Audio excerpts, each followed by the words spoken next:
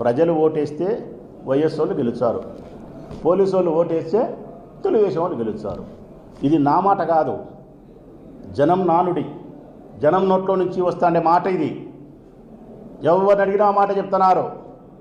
ప్రజలు ఓటేస్తే వైఎస్ వాళ్ళు గెలుస్తారు, పోలీసు వాళ్ళు ఓటేస్తే తెలుగుదేశం వాళ్ళు గెలుస్తారు.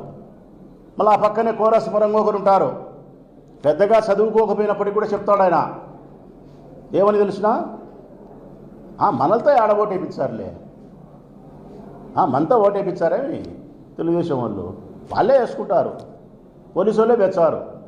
ఇన్ని దౌర్జన్యాలు ఇన్ని రకాలుగా చేస్తున్నారు. మేము ఎప్పుడు చూడలేబ్బా ఇంత దౌర్జన్యము, ఇంత బాధ పెట్టేది, ఇంత రాశి రంపాన పెట్టేది, పోలీసులు ఇంత వన్ సైడ్ చేసేది అని సామాన్యమైన రైతు కుటుంబాలకు సంబంధించిన రైతులు మహిళలు కూడా పల్లెల్లో మాట్లాడుతున్నారు. మరి రేపొద్దున ఇటువంటి కార్యక్రమాల ద్వారా మీరు విజయాన్ని సాధిస్తే ప్రజలు హర్షిస్తారా? ప్రజలు మెచ్చుతారా? నేను ఇప్పుడు చెప్తా ఉన్నా, ప్రారంభ దశ నుంచి చెప్తానే ఉన్నా నేను, మేము పోటీ చేసింది తెలుగుదేశం పార్టీతో కాదు, మాతో పోటీ చేసింది పోలీస్ అని చెప్పిన నేను. తెలుగుదేశం పార్టీ వాళ్ళకి నచ్చలే, మా మీద ఎగేసుకొని విమర్శ చేసినారు. పొద్దున్న లేచినాచి రాజమౌళి పోలీసు అంటున్నాడు, మేమేమైనా చేతగానే వాళ్ళమా అని చెప్పి. ఇప్పుడు అడుగుతా ఉన్నా నేను, తప్పుడు కేసులు పెట్టలేదా? మా వాళ్ళని లోపల పెట్టే ప్రయత్నం చేయడం లేదా? మీరు దాడి చేసి మీ మీద కేసు పెట్టి అరెస్ట్ చేసినారా? ఇవన్నీ చాలవని చెప్పి ముందే మళ్ళీ ఇంకొక మాట, సాక్షి వాళ్ళు వచ్చినారు బయట నుంచి, వాళ్ళ మీద వాళ్ళే దాడి చేసుకొని మా మీద పెడతారు, మాకు సంబంధం లేదు అని. అంటే మీ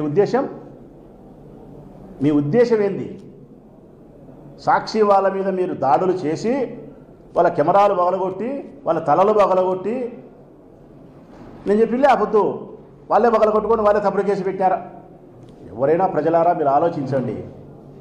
సాక్షి వాళ్ళు మా వాళ్ళు, ఎస్, సాక్షి పత్రిక మాది, సాక్షి ఎలక్ట్రానిక్ మీడియా మాది. అందులో పనిచేసే ఉద్యోగస్తులు మా కుటుంబ సభ్యులు, 100% చెప్తాం, మా కుటుంబ సభ్యులు వాళ్ళు. వాళ్ళకు గాయం కలిగితే మాకు గాయం కలిగినట్టే, వారి కుటుంబంలో దుఃఖం కలిగితే మా కుటుంబంలో దుఃఖం కలిగినట్టే.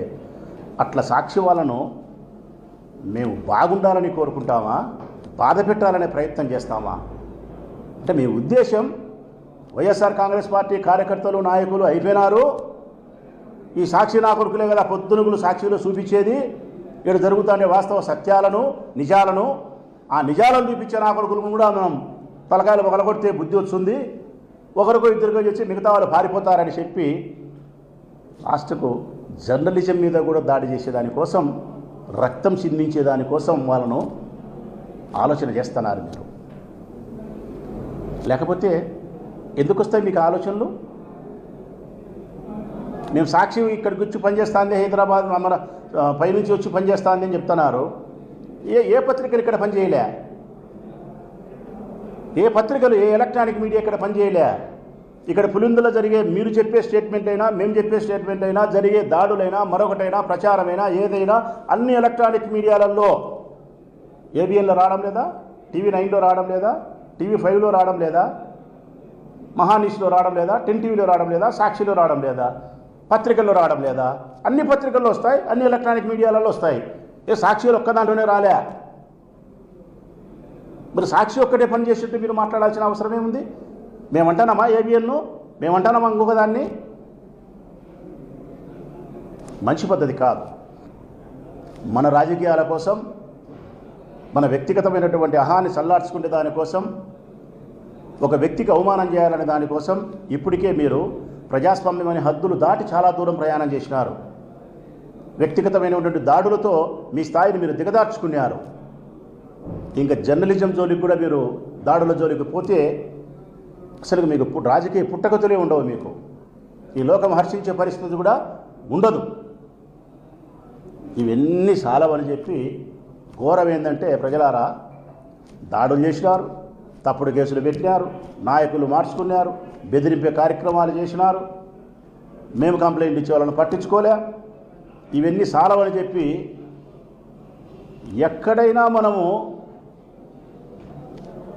ఒక ఊరు నుంచి ఒక 2 కిలోమీటర్లు ప్రయాణం చేసి గతంలో ఒక 50 ఏళ్ళ కిందట 60 ఏళ్ళ 70 40 ఏళ్ళ కిందట 30 ఏళ్ళ కిందట మన పల్లెలు మనము ఒక 2 కిలోమీటర్లు ప్రయాణం చేసి ఒక 500 మంది ఓటర్లు అమ్మాయి ఆడ ఓటేసి అన్యాం మజారా అంటే అన్యాం ఈ ఊరికి ఆ ఊరికి పంచాయతీ.